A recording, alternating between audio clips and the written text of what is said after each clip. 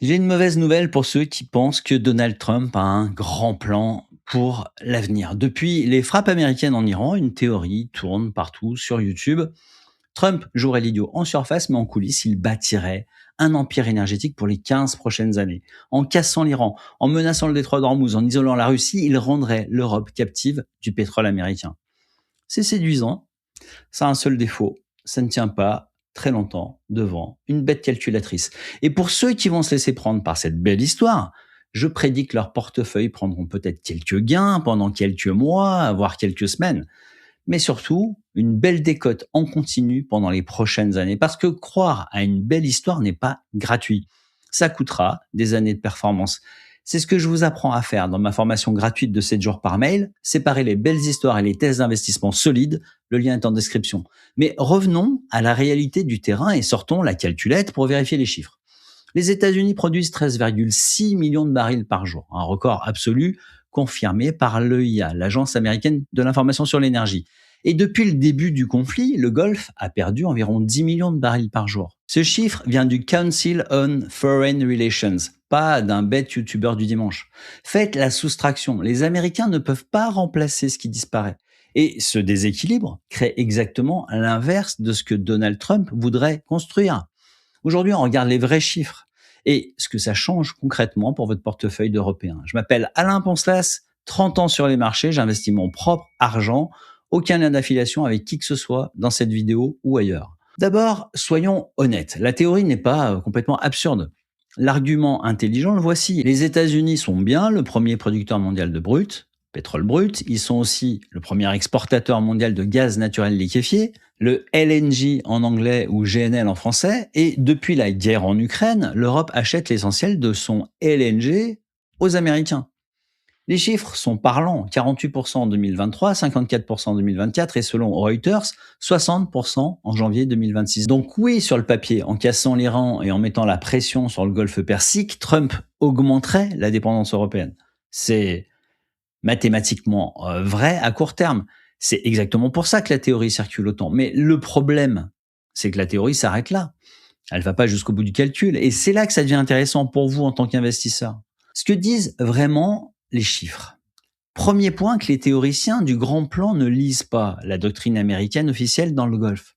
Brookings, l'un des think tanks les plus établis de Washington, l'a résumé noir sur blanc. La stratégie américaine dans le Golfe Persique n'a jamais été de détruire les producteurs concurrents. Elle a toujours été d'assurer un pétrole qui coule vers l'Occident à des prix raisonnables. La traduction en bon français, les Américains, depuis 50 ans, cherchent un baril qui circule à un prix ni trop haut ni trop bas. Pourquoi? Parce qu'un baril trop cher tue la croissance américaine et nourrit l'inflation. Et un baril trop bas tue l'industrie du schiste américain. L'EIA confirme d'ailleurs que les forages américains ont chuté quand le baril est passé de 77 à 65 dollars entre 2024 et 2025. Quand le pétrole est trop bas, les sociétés américaines sont parmi les premières à faire faillite. Et c'est pareil pour un pétrole cher. Même les études qui expliquent qu'un pétrole durablement à 120 dollars ne ferait pas forcément basculer l'économie mondiale en récession reconnaissent que l'effet net reste négatif pour une économie de consommation comme les États-Unis. Oui, le Texas et l'industrie du shale oil américain en profiteraient, mais pour la Fed, pour le consommateur américain, pour l'immobilier, ce serait un stress supplémentaire, une hausse de l'inflation et de vrais problèmes économiques globaux à la clé. Le président américain n'est pas le PDG de l'industrie pétrolière. Il est jugé sur le niveau d'inflation, le niveau d'emploi et ce qu'on appelle la pain at the pump, la douleur ressentie par les lecteurs lorsqu'ils passent à la pompe à essence. L'étude de référence souvent citée sur ce sujet est celle de Laurel Hardbridge, John Krosnick et Jeffrey Wooldridge, intitulée Presidential Approval and Gas Prices. Elle a été publiée en 2016. Alors voilà les conclusions principales de cette analyse menée sur plus de 30 ans, entre 1976 et 2007. Donc l'impact chiffré. Pour chaque hausse de 10 cents du prix du gallon à la pompe, donc le gallon de gaz, donc l'essence à la pompe, la cote de popularité du président baisse en moyenne de 0,6 points de pourcentage. À l'heure actuelle, en avril 2026, ce lien est particulièrement visible, alors que la moyenne nationale du prix du gallon d'essence a bondi à 4,02 dollars, environ 65% des Américains désapprouvent la gestion des prix de l'énergie par l'administration actuelle. Donc, une stratégie qui consistera à faire sauter durablement le Golfe pour vendre du pétrole américain à 120 $, ce serait l'opposé exact de cette doctrine. Une stratégie qui se mord la queue. Et ça, c'est pas moi qui le dis, c'est tous les universitaires américains sérieux qui écrivent sur le sujet depuis les années 70. Là, je veux vous raconter quelque chose de personnel, parce que cette histoire de Trump joue l'idiot, mais en fait, il joue aux échecs avec 5 coups d'avance, on me la sert sous une autre forme depuis 30 ans. J'ai traversé 5 crashs majeurs depuis que j'ai commencé à investir en 1994. Le crash obligataire de 94, justement, l'éclatement de la bulle Internet en 2000, les subprimes en 2008, la crise de l'euro en 2011 et la crise du Covid en 2020. 5 fois. Et à chaque fois, des gens intelligents, avec des MBA, 20 ans d'expérience, des passages télé, m'ont expliqué pourquoi cette fois c'était différent. En 1999, c'était la nouvelle économie qui rendait obsolètes les bénéfices. En 2007, c'était le risque immobilier maîtrisé par la titrisation. En 2020, c'était la Fed qui allait imprimer pour l'éternité. À chaque fois, ces théories étaient brillantes, cohérentes, portées par des gens intelligents.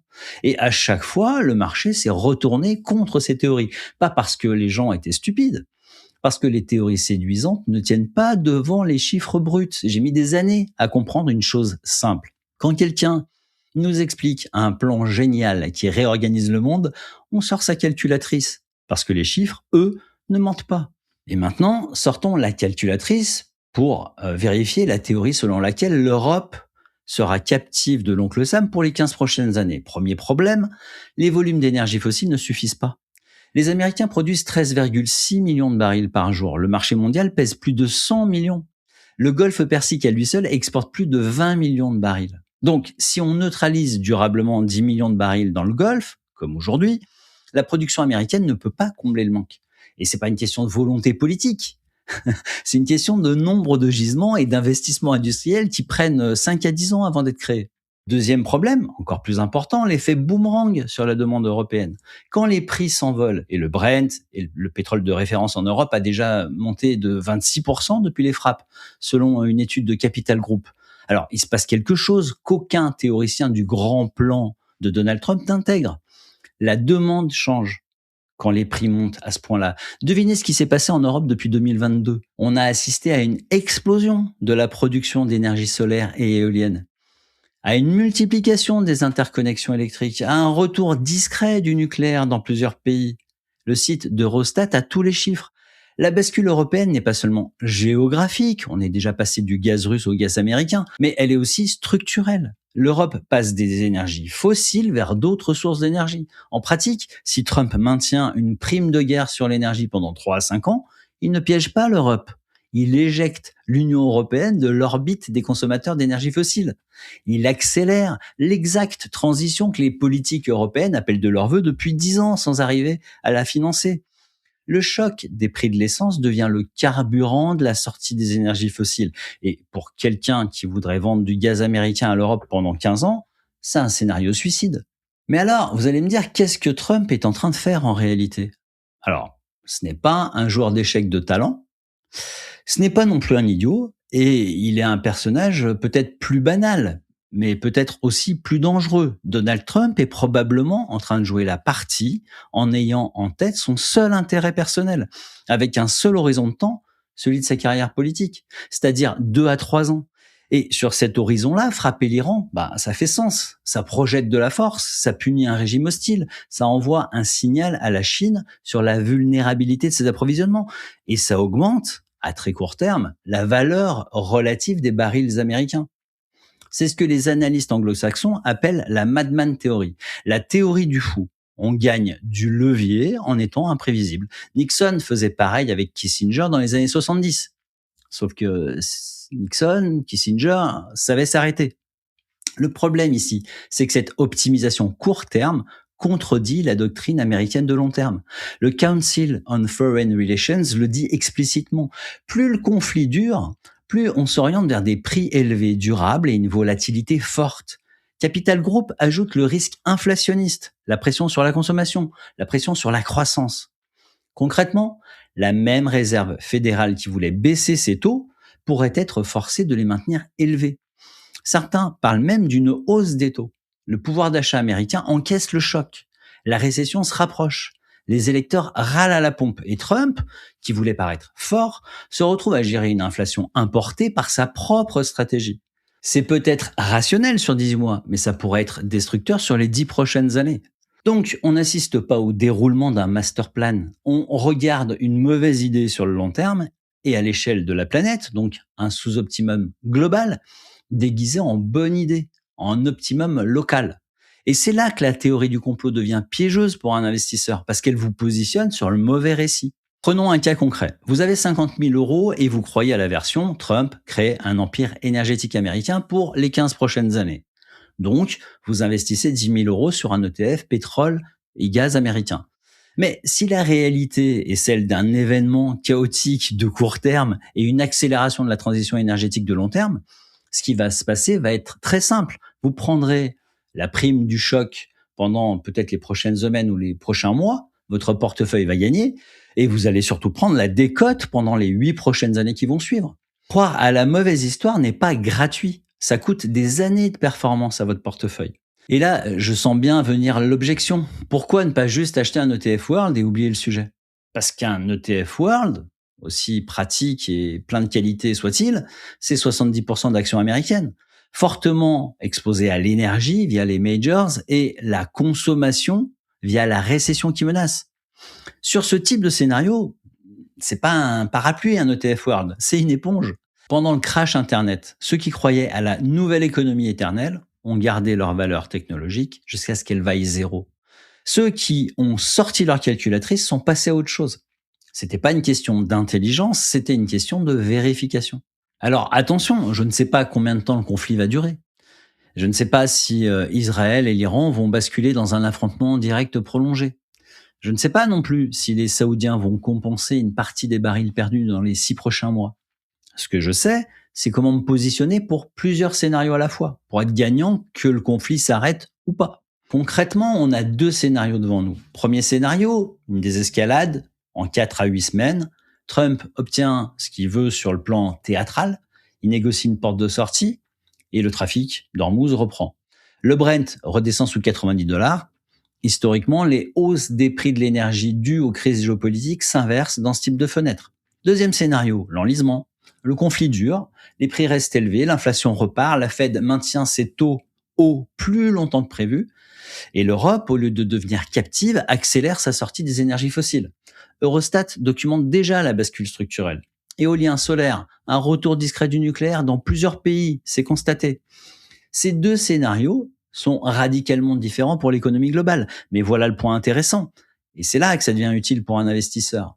On peut avoir une position corollaire, une position qui fonctionne dans les deux cas. On cherche pas à prédire lequel des deux scénarios va se réaliser. On cherche ce qui performe dans les deux. Et là, soyons honnêtes, c'est pas quelque chose que je sors de mon chapeau. C'est exactement la structure que j'applique dans la solution 10x10. Un portefeuille dimensionné pour traverser les crises avec un socle défensif et une poche de croissance calibrée. Pas pour maximiser le scénario idéal, pour survivre au scénario défavorable en ayant encore les moyens de profiter des rebonds.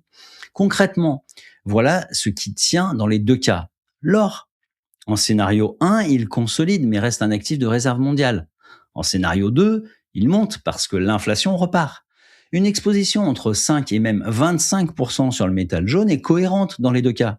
C'est d'ailleurs ce que préconise le portefeuille de Brown depuis des décennies. Il y a aussi les valeurs énergétiques diversifiées. Alors pas les pure players, ultra exposés au Golfe, mais les majors internationales, parfois européennes, dont les flux de revenus ne dépendent pas du seul détroit d'Ormuz.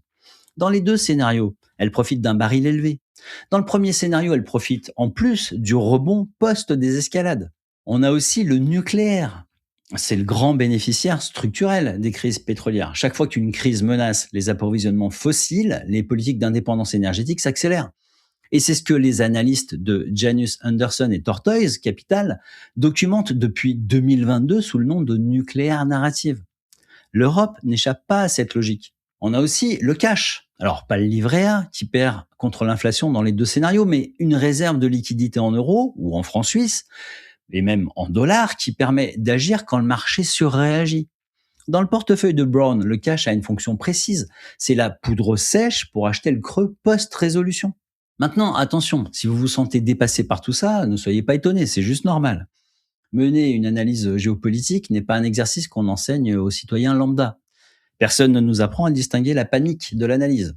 Et ce n'est pas votre faute si chaque crise est transformée en apocalypse imminente ou en Eldorado par les médias. C'est comme ça qu'ils gagnent leur vie. Et tant pis pour la vôtre. Mais maintenant que vous avez le cadre que je viens de vous donner, de scénarios possibles et une position corollaire qui marche quoi qu'il arrive, vous pouvez regarder les prochaines semaines différemment. En laissant de côté le stress qui paralyse la réflexion et avec une méthode qui marche. Et maintenant, voici comment vous pourriez mettre ça en pratique concrètement. Première vérification, votre socle de protection tient-il? Si vous avez déjà un portefeuille de Brown ou une structure équivalente avec de l'or, du cash et des obligations longues, ce portefeuille fait exactement son travail en ce moment. Les backtests depuis 1978 le montrent. Lors de la crise de 2008, le drawdown, donc la baisse maximum du portefeuille de Brown était environ un tiers de celui du S&P 500. En période de choc énergétique, c'est le même profil de protection. Donc, première leçon, vous n'avez pas besoin de tout réallouer. Si votre socle est en place, il absorbe la volatilité. Ne le cassez pas sous l'effet de la peur. Deuxième vérification, votre exposition à l'énergie. Si vous avez une poche énergie diversifiée, mettons une allocation majoritaire en énergie fossile, via les grandes majors internationales, une allocation minoritaire principale en nucléaire, et le reste en énergie verte via un ETF spécialisé, si possible rentable, vous allez avoir du mal à le trouver, cette répartition est cohérente avec les deux scénarios. Sur la partie fossile, le renforcement tactique, il fallait le faire au début de la crise, pas maintenant. Ce qui s'ouvre aujourd'hui, c'est la question de la sortie. Et pour ne rien vous cacher, j'ai déjà pris des bénéfices sur cette stratégie énergétique avec mon portefeuille de la solution 10x10. Avec mes clients, on est presque à 31% de rendement sur l'énergie. Le prochain déclencheur de prise de profit, ce serait une désescalade visible du conflit. Reprise du trafic à Hormuz, annonce d'un accord, ou le Brent qui redescendrait sous 90 dollars pendant plusieurs jours. Les hausses dues aux crises géopolitiques s'inversent historiquement en 4 à 8 semaines une fois la crise résolue. C'est à ce moment-là qu'on allégera de nouveau, pas avant. Sur le nucléaire, la crise renforce le narratif sécurité énergétique. Donc on maintient et on renforce marginalement. Et sur les énergies vertes, on ne vend pas. Le choc ne change rien à la tendance 2030-2050. Donc, qu'est-ce que vous devez retenir de cette vidéo? 3 choses. Première chose, la production américaine est gigantesque, mais elle ne peut pas remplacer la production du Golfe. Les volumes ne sont pas là. Deuxième chose, la doctrine américaine n'a jamais été de casser durablement ses partenaires énergétiques, parce que ça déstabilise sa propre économie, au premier chef. Troisième chose, maintenir des prix de guerre n'enferme pas l'Europe, ça l'éjecte vers des renouvelables et le nucléaire plus vite que prévu. Ce que ça change concrètement, c'est votre lecture. Les 3 points que je viens de citer, ce qui change concrètement, c'est votre lecture de la situation. La prochaine fois qu'un commentateur vous expliquera qu'un plan génial va réorganiser le monde sur 15 ans, bah, vous saurez quoi faire. Allez sur le site de l'EIA, d'Eurostat et de Brookings. Sortez la calculette, vérifiez les volumes. Les master plans s'arrêtent souvent quand on sort la calculatrice. Je vous ai donné les principes aujourd'hui. Si vous voulez recevoir pendant 7 jours des réflexes pratiques pour lire les vrais déséquilibres macroéconomiques avant d'arbitrer un portefeuille, c'est gratuit, le lien est en description. Et si vous voulez tout savoir sur ma stratégie d'investissement sur l'énergie, c'est dans la vidéo qui s'affiche.